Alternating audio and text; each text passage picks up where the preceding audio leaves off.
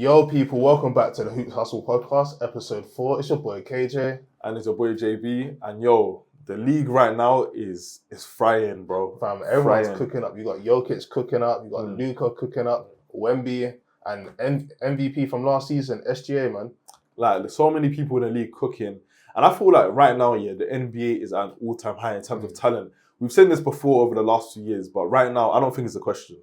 With the way international players are moving, the American players are moving, like, there's just so much to get into. So where do you want to start right now? The MVPs? It's interesting you say international versus Americans because I don't see any American winning MVP for the next 5 years.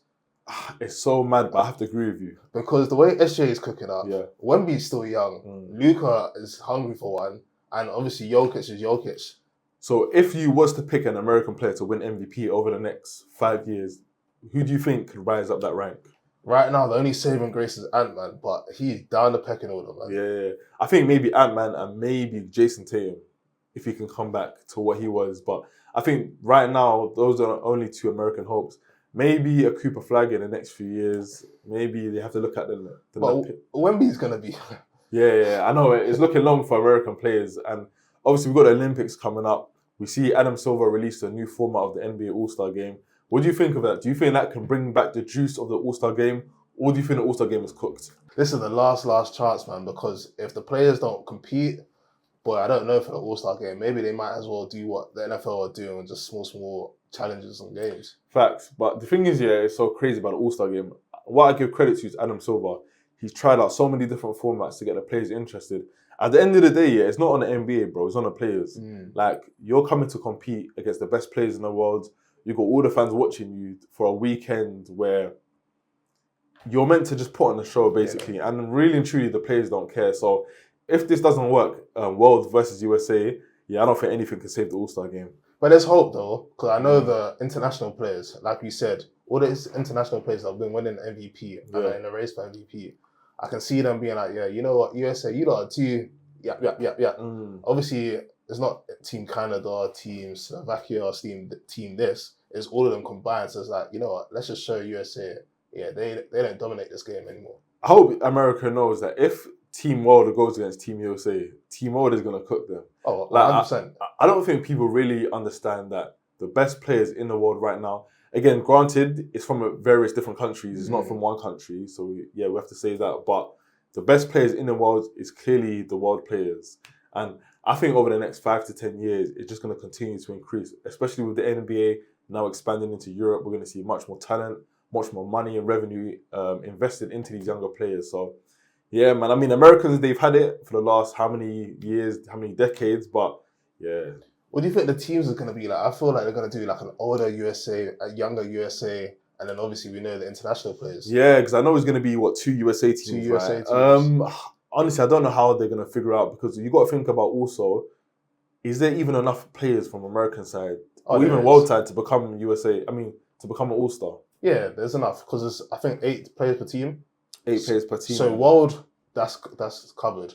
Okay, USA, I have a feeling it's going to be like the likes of KD, LeBron, Steph, all the older kind of players. Bro, if the NBA was serious and bad about it, they should just do literally Team USA, the Olympic team, versus Team World, and let's really see who is the better team at basketball. If they were really smart. Because the WNBA does that, the actual Team USA versus the All-Stars. And then there's a competitive game there. Yeah. If Adam Silver, I like what Adam Silver's done in terms of progressing it, trying to figure out different things, but if he was really on it, he will literally do Team USA, the Olympic team we saw in the finals versus France, versus Team World, and both teams go at it. But yeah, man, let's go to the players that have been balling, man. Let's start off with SGA. My man, he's been cooking, man. What do you think? I mean, what did I tell you, bro, at the start of the season? When a team wins a chip, the confidence going into the next season is on 100, and especially because they're so young, they don't have the second best player in J-Dub. And yet, OKC just seem to get production from anyone. I feel like I can jump into the team and give them 10 points because that's how well-rounded this team is. And SGA, bro, I seen the stat that he's now set out 7 fourth quarters, bro, because they're just smoking teams. So right now, I think OKC are going back-to-back. You know what? I have to give out to them. I don't think last year was a fluke. I've been telling you, bro. I've been telling you. These guys have been cooking. And like you said, 7 games sitting on the bench. And especially with all these players going out injured, that's what you need. You need your star player being healthy and rested. So if he's playing like a young, 24 to 30 minutes, it's going to be like the Golden State team when Steph won MVP, when it was like, I'm sitting out the 4th quarters. That's what you need. And they've got the depth. And like you said, J-Dub not been playing. When he comes in, it's going to be even more night and day. I think this OKC team is reminiscent of the 2016 Warriors that went 73-9. I genuinely believe OKC can win 70 plus games easy. Easy. Because right now, they're 12-1. Yeah. It doesn't look like they're slowing down. No. Even with the players, Chet's missed some games. Obviously, J-Dub hasn't started playing. Even said, ESPN, don't worry, I'm still coming back. Easy, yeah. So it's just like, is it time to say that they're going to be a dynasty? Again, it's still very early, but right now, they're on a trajectory. If you think about dynasties, they're definitely on that trajectory. And I honestly think with SGA performing how he is, it's just looking easy for them. And that's what you want to see in your defending champs. You want it to be, listen, we've got the confidence. We just won a chip last season. We've got the confidence. We know we are the best team in the league by far. And yeah, right now it's theirs. And honestly, as a Lakers fan, I think it was a good test for us to see how championship basketball is played, bro. I think it was a great test for the Lakers. Kind of like a measuring stick game to see how they are. Obviously, LeBron is still to come back. But I think the arse whipping they laid on the Lakers was needed for us, 100%. Definitely needed. And like, let's transition over to the Lakers. Like, they've been, they're like 7-4? Yeah, I think 8-4? So far, I think JJ Redick's showing that he's actually going to be a top quality coach. I agree, but I can't lie, bro. I think the Lakers' record so far this season has been a bit fool's gold. Why is that? Because I feel like a lot of the teams they have faced have been in the lower tier teams. We haven't really faced many good teams in the NBA. Like we said, the quality of the game has improved. Luka's missed some games. AR's missed some games. There were some games where it was just AR and players that we don't really know. Like DeAndre Ayton averaging 16 and 8 could be a bit more, but like he's shown that he can get the best out of these players. Even last season when there were so many different lineup changes, so many different, like JJ Redick's showing that.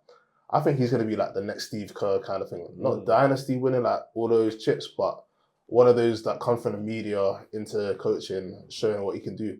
I mean, facts, with JJ Redick, he's got the superstar to do it with Luka. But again, I mean, I do see what you mean in terms of obviously the Lakers have been missing a lot of players, so we do have to take that into consideration. But again, I think, do you know what it is? The belt whooping OKC gave us last night, bro. I think that really made me realize, again, it's still early into the season. We still got a long way to go. We still need to see how the team looks with LeBron back, which I'm going to be very interested to see. So, and also a lot of Lakers fans who were saying, "Oh, we didn't need LeBron. Like we're comfy. We're good without him." You see what LeBron does. I think the Lakers are definitely missing the vocalness of LeBron. Not even as a player, but just someone to really that presence, direct and command defenses. So LeBron's aura is different, and I know when he comes back, it's gonna take some adjusting. They may not win straight away, all of that, but I'm liking what I see with the Lakers so far because you're adding a 25 plus scorer, an 8+ assist person, a 7 to 8, 9 rebounds person, and the GOAT. So for me, adding in to that team, I can see them moving forward. At first, going into the season, I was very 50-50 on them. So far, they've shown me that they are a team that can contend. Yes, OKC is in a different tier. The Nuggets, which we'll talk about, is in a different tier. But I see Lakers in that second tier, just behind those two. I can agree with that. But I want to move on to another team in the West. You mentioned this, I think last week or the week before. I wasn't really taking notice of this player, but Nikola Jokic. I mean, again, I'm not even surprised with what he's doing, but the fact that he's just doing it again and again and again, season after season, he is the best player in the NBA, hands down. Oh, 100%. It's not a question. With the Nuggets, how have they revamped their team this summer, brought in new pieces? Do you think they are going to be a big challenge to OKC?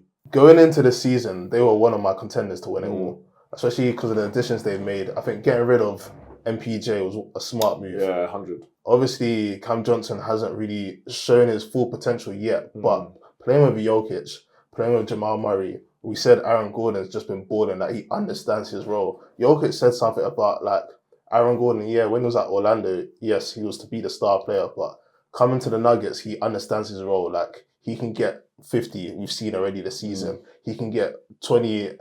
He just understands his mission. Do you know what I mean? Yeah. And I think the other piece is getting Brown back. Yeah. Getting him back into the locker room, it shows that, okay, there's a connection, there's a deep level of, cool, I can trust this person. And Jokic just having fun, man, averaging the triple-double. And I think he's getting to that stage where LeBron was, Shaq was, where it's like, you know what, I'm tired of giving him MVP votes. Because like you said, he's the best player in the league right now. And to be doing this year after year after year, I feel like when Joel Embiid won the MVP, it was just Jokic, you won it back to back. We can't give you another one. But he's shown his dominance. 100%, man. I think with this Nuggets team, they took OKC last year to 7 games.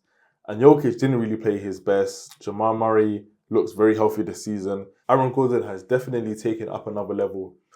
I honestly think, in terms of the Western Conference right now, yes, the Denver Nuggets are the biggest threat to OKC. 100%, man. Jokic, it's just amazing to see the level of basketball he's playing, bro. He's literally, I think he's averaging 35 points, a triple-double, and he's shooting 80% over the last 5 games. 80%, bro. Like, his shooting number, he's not missing right now. I saw him score He's had 55 yesterday against Clippers. Brother, in and 3 quarters. Was clean. Like, what are we meant to do with that? Really and truly. I don't think there's a team that can really guard Jokic. Again, with the Nuggets, I think it's just dependent on how the others play, really and truly. But we'll see, man. But I was looking at one of our videos we did last season where we were talking about, is Jokic better than KD? And is he in the top 10 of all time? Yeah. And I'm thinking Jokic is... Yeah, I think that conversation might be done. It's hard, man, because obviously a lot of people value championships. But I think with the way Jokic is playing, yeah, I think he might be better than Kevin Durant. He's even rising, to be honest, to be one of the top 5 big men of all time. Top 3, maybe. I don't want to go there just yet. But... Okay, but quick order. Kareem. Are we going old or are we going more modern? Just from like 80s up. I think you got to say Kareem, Hakeem. That's what I was going to say. And Shaq. Yeah, okay. Kareem, Hakeem, Shaq. Who gets moved off that list for Jokic? Maybe he's not there yet. Because you still have, Tim Duncan ahead of him. You got Timmy D. Yeah, okay. Okay, 4. Okay, he might. Then you got Will. Wow. You got the Bill Russells. Yeah. I think Jokic for me, top 5. Yeah, I can agree with top 5. Let us know what you think about that. Is Jokic a top 5 big man right now of all time? With only 1 championship though. 3 MVPs. 3 MVPs. Should be 4, should be 5. We can't say should be. Let's just take it how it is. But we can come back to that. But man, in terms of obviously championship favourites, with the NBA, it's an 82-game regular season, bro. You never know what could happen. And we've now seen 2 injuries happen. Jalen Brunson picked up I don't know, it may be a big injury. He walked out of the arena, with a walking boot. And Paolo Banchero also left the game early with a groin injury. We don't know how long they're going to be out, but I mean, man, that's a big impact for those 2 teams in the East. And these are 2 teams in the East that we said could be challenging to make it to finals. Like I said, the West is going to win it all. Because with these 2 injuries, Jalen Brunson is the heartbeat of New York Knicks. And Paolo, I don't know, Orlando, they've started to pick it up, but Slightly, yeah. New York Knicks, I really had hopes for them this season, and I don't know what Mikal Bridges can do, and some of the other pieces. Cat, he's not being Cat, man. Yeah, slightly, man. It's going to be interesting to see what the Knicks do, how they can function without Jalen Brunson. I do think, though, I don't think they're going to struggle as much as you may think, because I think the system that Brown has implemented in that team is a lot more team basketball instead of ISO and Jalen Brunson all the time. So I think they can tread water, and that's what you expect of a team.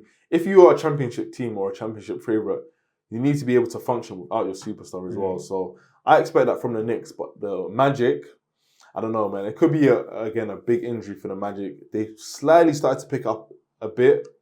Again, it's still very, very early into the season, but with groin injuries, you don't want to play around with that. Yeah. So we'll see what happens with the Orlando Magic. Let's move over to the West. We should have started with this, but some big news happening in Dallas, man. It just seems like Dallas, all sports, NFL, NBA, it's just not going for them. We've heard that Nico Harrison has finally been fired. Bro, till this day, I still will never, ever, ever understand this Luka Doncic trade. till this day, I genuinely feel like there was more collusion happening. Like, you're a GM, you've got a superstar in his prime, 25, 26-year-old. You trade him for a superstar in Anthony Davis. He is a superstar, but he's not the injury same prone. level. It's not the same level. Like, it's night and day. Till this day, yeah, I think Nico Harrison was the fool guy. I genuinely feel like there were higher powers at B Oh, 100%. that told him, yo, for whatever reason, get this kid out. And I don't know why. I think the biggest mistake was not that you traded Luka. I think the fans are annoyed that you traded Luka. But the biggest mistake and why they're annoyed the most is that you didn't shop him around. Because you would have got the farm. No, yeah, I agree with that, but I think the biggest thing is they traded Luka. Like, Dallas Mavericks, they love Luka Doncic. I get that. But the fact that you just got AD and one first round pick from Lakers who are going to be high. Like, you didn't even bother to ask for an Austin Reeves or other players, bro. You literally got, AD, Max Christie. And a first round pick. Yeah, nah. Till this day, no one can ever convince me that there wasn't something else happening with this Luka Doncic trade. Deep it. Desmond Bain went for 4 first round picks. Bro. 4. Bro. And Luka just went for 1. Nah. And then the fact that Nico Harrison got fired the day after the Mavs owner was sitting courtside next to a Laker wearing a Luka Doncic Lakers jersey. Like, bro, there's just too much going on here, bro. I don't understand. I'll never understand it.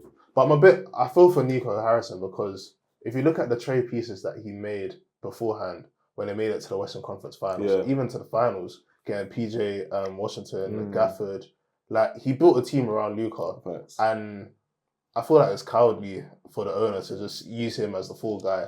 Yes, it was a silly trade. One of the worst trades in all sports. I think it might go down as the worst trade in all sports. But to use him as your scapegoat and like not even give it a chance. Everyone's been injured. AD's been out. Kyrie's been out. Yeah. Like we thought Dallas could potentially make some noise this season, and we haven't even got to see that play out. Yeah, I think that's the tough thing, man. I think with Anthony Davis being injured, with Kyrie also, who's meant to be coming back soon as well, but now with AD being injured, we haven't got to see this full team.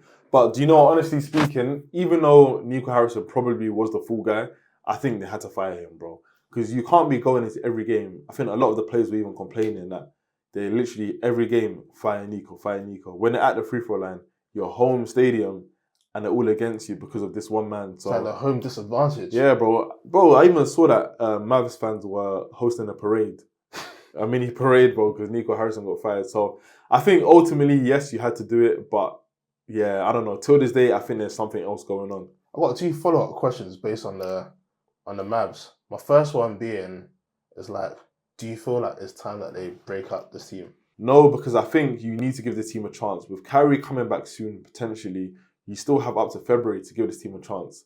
Now, Anthony Davis, we'll see. Apparently, there was reports that he actually needed to stay out like 2 months, but Nico Harrison tried to rush him back. So I don't know how long he's going to be till he's back in the lineup. But ideally, I want to see how this team looks fully healthy. I'll be real. When you look at their assets and all the picks they have, this is the 1 year that they have to tank. And if I'm Kyrie, rest it out.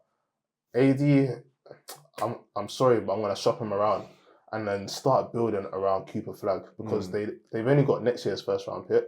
The first round pick the year after goes to Charlotte. The first round pick the year after that goes to, I think, one of the Texas teams, either Houston or San Antonio. So for me, you're going to be strengthening your team. And I feel like we've already said next year's draft looks quite competitive. Yeah. So I think this year, if I'm them, I'll actually just start tanking and start gaining back assets, get some draft picks through AD. Kyrie, maybe keep him just to say, you know what, sit this one out, rest up, heal up. Yeah. And then in the year to come, maybe look at what you have and then, do you know what I mean? Do you know what? I actually hear where you're coming from because really and truly, what they're doing this season, they're not winning the championship. Like, let's be real. What are they doing the next season? Yeah. And honestly, what can you even get for Anthony Davis right now? Or Kyrie? Like, what's their trade market value right now? Kyrie, I won't try to trade him. I think I'll get rid of Clay. I'll get rid of AD. Yeah. Because you can get some second round picks for Clay. You can get some good solid. You can get at least 2 first round for AD. Do you know what team should be calling up the Mavericks right now? Who? The Golden State Warriors.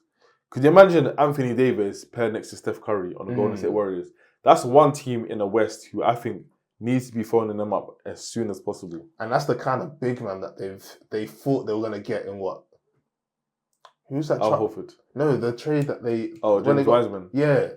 That's the kind of big man they thought they were going to get in James Wiseman. And I think AD, yes, he's old, but he'll fit into that whole oldies club. Yeah, true. That is the Unk club right now. But yeah, I think that's one team definitely in the West who needs to be calling up the Dallas Mavericks. But again, I don't really know what AD's trade value is right now. And honestly speaking, man, if I'm a Mavericks fan, I don't even know what I'm doing with myself, bro. Because they're just in despair right now. Yeah, now you're in a rebuilding phase. Yeah. But another thing with this whole Nico Harrison firing, I think it's unfair when you see teams like Clippers, they've been down and out the last couple of years, and that GM is still in his job. Like, ain't it time that you fire him? Because Nico, he got them to the Western Conference Finals twice. Yeah. Got them to the finals. Obviously made a stupid trade, but he's made some good trades in the recent years. Why is it that he hasn't even given a chance to see his whole team play out? At the end of the day, bro, it's a spotlight.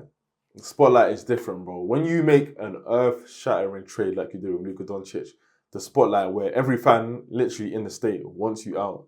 Like, there's people sending death threats to you, bro.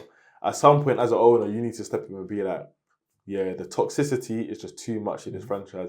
Whereas the Clippers GM, can you even name who that is? No, it's Frank. Yeah, but I don't think a lot of people would have known that. I'll be real, I didn't know that. And now you said it, and I guess I know the name, but on the top of my head, it wasn't there, bro. So, yeah, man, it just depends on the market you're in. Like, for example, Lakers, Rob Pelinka. He's always on the hot seat because it's the Lakers, bro. So, yeah, man, it just depends on who you are, what you've done. And even though he has made some good moves, at the end of the day, bro, he traded Luka, bro. Like, okay, let me ask you this, yeah? If the Dallas Mavericks, let me ask you guys a question. If the Dallas Mavericks were to win a championship this season, that's at 90% guarantee, or you can keep Luka for the next 15 years and you might win a championship, which one do you think they would have rather picked? I'm keeping Luka. Exactly, 100%. Like, I don't think even Anthony Davis winning the chip would have made up for trading Luka Doncic. So, yeah, man, Dallas Mavericks, sorry. But as a Lakers fan, Nico Harrison, we love you, bro. We love you, man. But yeah, even let's talk about Clippers. We've heard that Bradley Beal out for the season. Is it time he hangs up them boots? Nah, not hang up the boots. You know who needs to hang up though? Chris Paul. I think he's got 3 DMPs over the last 3 games. Like, he's not even getting playing time. The point guard, it's sad to see, bro. I think it might be time. But the Clippers in general, they need to blow it up. Like, I've been saying that, man. You have said. I think Kawhi. When you look at all these players that skip the opportunity to play with LeBron, Kawhi, Paul George, Klay Thompson. Look at where all you guys are now. Like, it's deep, man. It's deep. I think with Kawhi, he's still a good player, but like I said, I think I said this a couple of weeks ago. He's not that superstar talent that he was before. And with the Clippers, they just, I don't know, man. There's just too many old players. They're just not the same team. I'm going to be shocked if Ty Lue actually stays the whole season. You think he's going to be fired? Potentially. I'll say about 40%. Okay. It might be in the air. But I would be surprised. At what point do you blow up this plan with Kawhi? I think it's time. You've opened your arena now. Bro. Like, you've kept the players because of your arena. Now it's time. Let's build a new life. Yeah, let's build a new culture, new home, new vibes, new everything. But I'm not even like intrigued to see what can you even get for Kawhi Leonard. Like, what team realistically will try to trade for him? Oh, there's some teams. You think so? You said Golden State. They're one. But they got Jimmy Butler. They got Steph. Kawhi or Jimmy? Oh, so say you're trading Kawhi for Jimmy. Yeah. There's going to be things like that. Yeah. There's other teams. You got Philly that kind of need to either make a small push, whether or not you want to do something there. Like, there's teams around. Yeah, no, definitely. It'll be interesting to see, but I think this trade deadline at February is going to be very, very interesting. I think there's a lot of teams who are looking to make some moves, and we might get a big surprise coming soon. I'm hoping Lakers can get some more sharp shooting. Man, another big. That would be amazing, but we'll see. I just want to see how the team looks with LeBron back.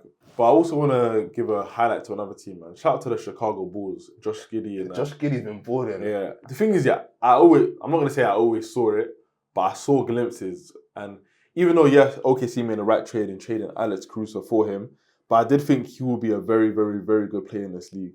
He's what, like top 10 in MVP rankings right now, deservedly so. And we know Sam Presti, he knows how to see talent. With them, again, the East could be wide open depending on how it shapes up with the teams and stuff. But they could have an opening, maybe make it to semi-finals, conference finals, maybe. But we'll see. We'll see. Another team I want to shout out is the Detroit Pistons. Yes. Kay Cunningham's been balling. Even though he scored 50 on too many shots, but he's showing leadership. And one of the guys in the comments definitely told me to watch out for the Pistons. No, 100%. He's right, man. I think with the Pistons, they're taking that next step, bro. You want to see from young teams.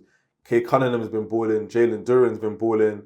Asar Thompson has been balling. Like, they are a very, very, very good team, bro. And I think the young players are taking... Like, you know, you see progression in young superstars, bro. They hit certain checkpoints. And the fact that they lost 20-something games, bro, was it? No, not last couple season. Years ago, in a the row, season before, bro. And now they're just... I think, what are they in? The top 4? Yeah, top 3? Top 4 in the East. Yeah, bro. Like, I'm really loving what I'm seeing from them, man. Kay Cunningham, the number 1 pick, he's now showing his value to the city of Detroit. And I can see a championship in their future. I think they're hitting in the next 5 to 7 years. Okay. Still got a long way to go. We'll see if other players get involved. Not soon, but I think they're hitting certain checkpoints you need to hit to get to that next level. I just think Kay Cunningham just needs to be a bit more efficient. Yeah, But he's young. But again, that game, he had like a lot of starters out as well, bro. It was kind of a one-man army. So, bro, if I'm him, I'm doing the same thing. I'm shooting the ball till we get the win. But anyway, thanks for watching. You know what to do. Like, comment, subscribe. Make sure you follow us on all platforms as well. Tune back in for next week as, man, the season just keeps cooking and so do we.